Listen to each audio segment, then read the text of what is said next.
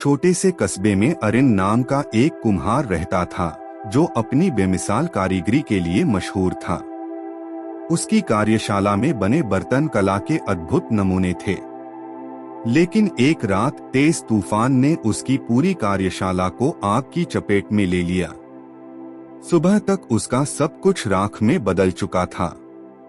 अरिन ने इस विनाश को अपनी किस्मत मान लिया। हफ्तों तक वह अपनी टूटी हुई कार्यशाला के सामने बैठा रहा, बिना कुछ नया करने की कोशिश किए। तभी एक दिन एक बुजुर्ग यात्री कैल वहां से गुजरा और उसे देखकर रुक गया।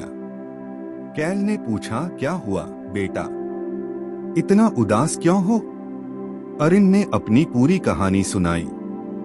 कैल ने मुस्कुराते हुए कहा, ये राख केवल तुम्हारे अतीत का अंत नहीं है, यह तुम्हारे भविष्य की शुरुआत हो सकती है। अरिन ने हैरानी से पूछा, राख से कैसे शुरुआत हो सकती है? कैल ने जवाब दिया, राख मिट्टी को उपजाऊ बनाती है। यह नई चीजों के लिए रास्ता खोलती है। जो कुछ तुमने खोया है उसने तुम्हें ताकत और सबक दिए हैं। अब वक्त है उनका इस्तेमाल करने का। अरिन ने कैल की बातों पर गौर किया और अगले दिन से अपनी कार्यशाला की सफाई शुरू कर दी। राख के बीच उसे अपने पुराने बर्तनों के टुकड़े मिले।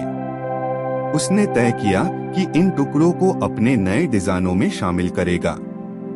धीरे धीरे अरिन ने अपनी कार्यशाला को फिर से खड़ा किया। इस बार उसकी कला केवल सुंदर नहीं थी, बल्कि उसमें जीवन के संघर्ष और बदलाव की कहानी भी शामिल थी।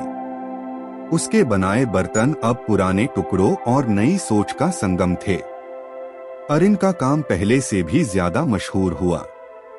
उसकी कहानी ने लोगों को प्रेरणा दी और उसकी कार्यशाला संघर्ष और सफलता का प्रतीक बन गई।